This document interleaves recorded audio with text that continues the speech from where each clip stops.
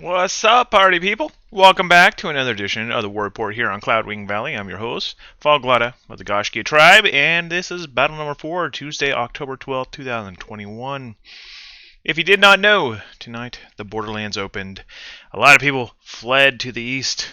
They went and sought out new land where they can capture and conquer the things, and there was a new Tyrion's army, or the Tyrant's army, and over there, I hear that was a pretty cool battle. It's kind of like a rebel camp, but different. So yeah, I'm interested to hear more about those. So we will have to keep my eyes out for some videos of it. Really interested to see what they were like. In any case, let's jump over to the events really quick. Got a couple things coming up. This Friday through Sunday, I will be hosting a charity event for the Children's Miracle Network. We do this every year for the last 11 years. Going to be giving away 50 games, plus a bunch of Conqueror's Blade stuff. Definitely check it out, gsch.info/extralife to learn more. I'd love to see you there. Support the stream, support the kids. It's all good.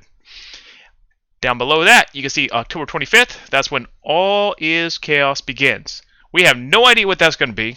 The description is almost exactly the same as a description that just launched. So we have no idea what that actually means. But the Grenadiers will be available. So that's all we really need to know, right? Yep. So let's go ahead and jump on straight into Longting. This zone was probably the most interesting today. Hey, thanks so much for the little follow there. Really appreciate it. Got a good subscription there as well. Same time. Nice. So what we have here is we have the look at Saturday. And then if I flip it over here, ta-da, look at that. We have some new people coming over. Can you guess who that was? Very own Horde. Yes, the Horde made moves out there. So they took over. Relentless got 6 properties. Warborn got 1. Atlas got 1. First Order grabbed 2 more. And the First Order grabbed 1. It's going to be quite an interesting little endeavor, this First Orders, the First Orders, First Order Elites. It's pretty much just the Order Alliance. But yeah, they're all the same icons, so it's really hard to tell them apart. And they all have First Order in their name. So really big house, apparently. And I thought Goshkia was big. Alright, so the houses of Longting. We do have the cohorts up there, 2,100 prestige. First Order, 1,200 prestige. Relentless, 950 prestige. Leviathan, 450 prestige. Atlas, 150 prestige. Warborn, 150 prestige. The First Order, 150 prestige. And First Order Elite, 150 prestige. Now those prestige numbers are based on the value of the property owned, not based on all the other ways that you can earn prestige. So it's just the property values.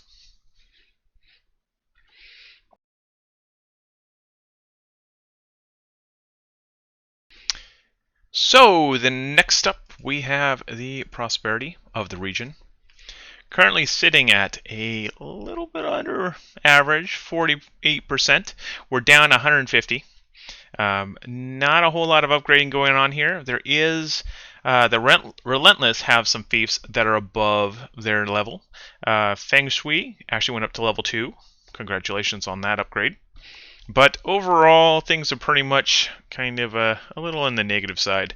It's really hard to go further than 1, and there was only a handful of fiefs that were above level 1 to start. So I don't think we're going to see that much loss on this side of the board, because it can't really go any lower than 1. So there you have it.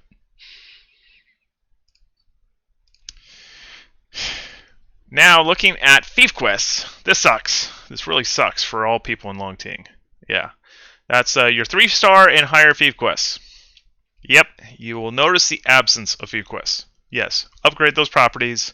That tier 2 property that just happened upon the land might pop a tier 3 if you're really, really, really lucky. Most likely not. You're probably going to be without any tier 3 fief quests for a little bit. Next up, we're going to jump over to Osteria. Now, if you did not know, the cohorts have planted their flag in Osteria, and they are saying, this land is my land. Get the hell out. Pretty much. If you didn't get that message, you weren't watching. But yeah, so this is where we were Saturday. And this is where we are tonight. Boom. Yeah, you'll notice a little bit of changing going on there. Taking a look at the changes, we have Speak with 2 new fiefs. Macedon grabbed 3 fiefs down in the south. Radiance grabbed 2 new fiefs. And the cohorts got 6 new fiefs. Yes, cohorts. Ouch. Um, Definitely not looking forward to their visits next Saturday, but most likely it'll be there. They have sieged us every single time so far, so I imagine they're going to be there. So, looking at the houses of Australia, the cohorts are sitting at 11,500, Radiance 1,950, Macedon 1,200, Valiance 1,100, Speak 900, Goshkia 500, Odin 250, and Hurt 150. Taking a look at the old prosperity board, we have a 72% prosperity. Now, I'm probably going to ship the prosperity board, being just about everything started at level 1 this season. So you can't really go down. It's only up. But it is some pretty good upgrading going on over here in Australia so far. 1,850 above where it began, influence-wise or prestige-wise. So Free Houses currently own 51% of the land. 49% is owned by the Legion. Macedon is leading the Renown Builders with 600, followed by Radiance, who's tied for them with 600, and then Goshkia and Valiance are tied at 200, followed by Speak with 150. The top fiefs in the land are still level 4. That's where they began. Most of the main towns began at 4. And then over on the growing village side, we have a total of 4 level 3 fiefs in this region. 4. That is pretty interesting. I haven't seen this many level 3s on a map probably in the last 3 seasons. Not like level 3 villages. That's just strange. But well done, guys. Well done. Keep it up. Now what this means is that your fief quests are looking pretty nice. Starting to get there, guys. We're seeing a 5-star pop up there, even if it's the crappiest fief quest you can ever ask for. It's still a 5-star. Then we have the Barb Horses, which is fairly easy to get your hands on. The Uncommon Rebel Melee Kits, definitely easier in Australia than it is over in the Borderlands, but you know, you can probably complete that one. Ash Timber, not too bad. It could be worse. But yeah, those melee Rebel range kits and the melee kits, those ones are probably pretty easy. If you've been around for a while, you definitely have those on hand. And then the Hematite Granite, Oak Timber, Goat Hides, Long Cotton, Barbs, and the food are all fairly easy to acquire. So let's go ahead and jump on over to Maoyang next. This is the what looks like pretty much going to be the big place for Midway Kings. I see a whole lot of Midway Kings out there, actually. So this is what we had on Saturday. Whole lot of cohort land. And then if you look at what we have tonight, you'll notice a lot of that turned purple. That's the true Sith folk, or the war-ready folk this season. So Hurt, Midway Kings, and then the other Midway Kings. They pretty much expanded, stretched their legs a bit, grabbed a bunch of territory. And then you have the Omen, who have joined Hibernia, grabbing the other chunk of land out there. So if we look at the houses, let's go to the battles first. There we go. Alright, so Maoyang battles. We have the Midway Kings grabbing 3 new properties, Hurt grabbing 7 properties, Omen grabbing 2, and Midway Kings grabbing 2. Yes, there's 2 Midway Kings, one with a Z, one with an S. So looking at the houses of Maoyang, we have the Maoyang cohort, currently sitting at 8,950 prestige. Midway Kings with 1,650. Omen 1,400. Hurt 1,200. Midway Kings 300. Scrolling on down, we have the prosperity of Maoyang, currently sitting at 43%. That's a negative 700. Prosperity from where it began. Pretty much nobody has a positive right now. We do have a old centaur owned by Omen, which is now a level 2 village, which is good news. Analing is currently level 4, which is the capital city. And then Mumbai, Zaifu are also level 3s. So we might see some 3-star and 4-star quests popping at those 3 places, if we're lucky. We'll see. This week, however, I don't think it was too great. We only had 3 quests that were 3-star and above, from what I found. Now, if you want to help me locate some of these quests, there are a whole lot of fiefs, and I can't possibly cover them all. I usually will hit all the ones that are 3-star and above, or rank 3 and above. So if you want to help out, contact me. I'll give you the link. You can enter them in yourself, and we can have them added to the war report every week. But Xifu is currently your best bet with the Oak Timber. That one's super easy to get your hands on. Diginite is also really easy. Barbs can be easy if you're not using the barbs. Those are your Western horses. But yeah, so that's pretty good. Now, for the big region, the Borderlands. Now, if you did not know, I split the Borderlands into two. We have Northern Borderlands and Southern Borderlands. This is where we started the night with. Everything was cohort territory. Tonight, boom. Yep, the yellow has invaded. We all knew the Yellow Turbans were going to be going to the Borderlands. Nobody was delusional thinking that they weren't. Why would they not? They're like 3-time champions. Why would they not push 4 or 4? So we had 14 thieves picked up by Radiance, 11 by Valiance, and Macedon got 5. Macedon, you're slacking. Look at that. Come on. Catch up with them. But yeah, it was pretty much as expected. We all expected, Yellow Turbans. I actually thought they would go south Borderlands. I didn't think they'd go north, but I guess it makes sense being you can't go anywhere from the south, and they want to be close to fights.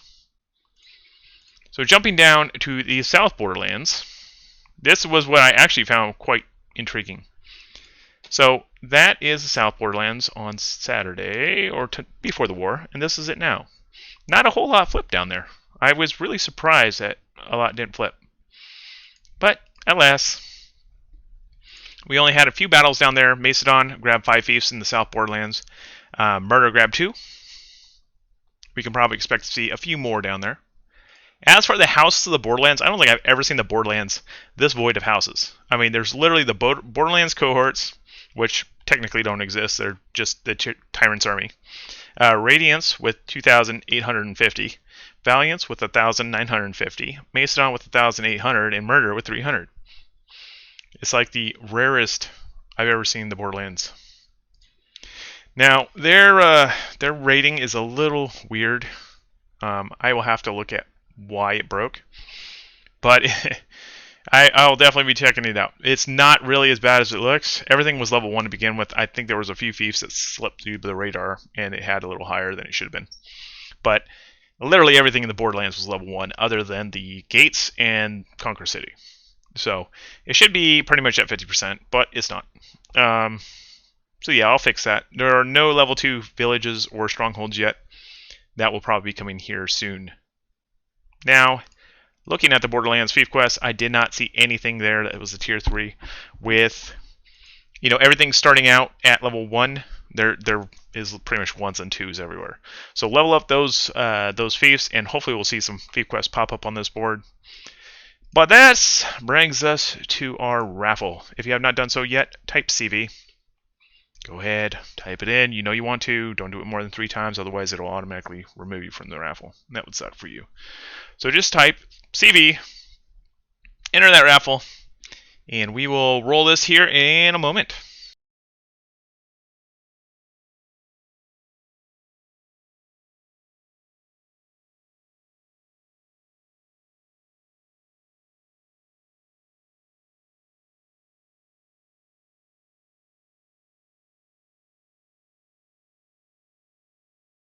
All right, final call.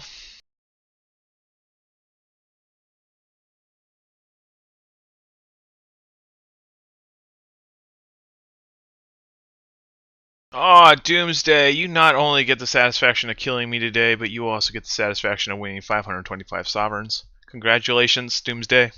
Love you, bro. Hope you're doing well.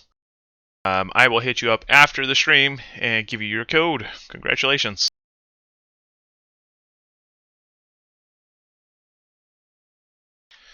So hopping over to the top builders, currently Goshkia sits on top with 200 renown.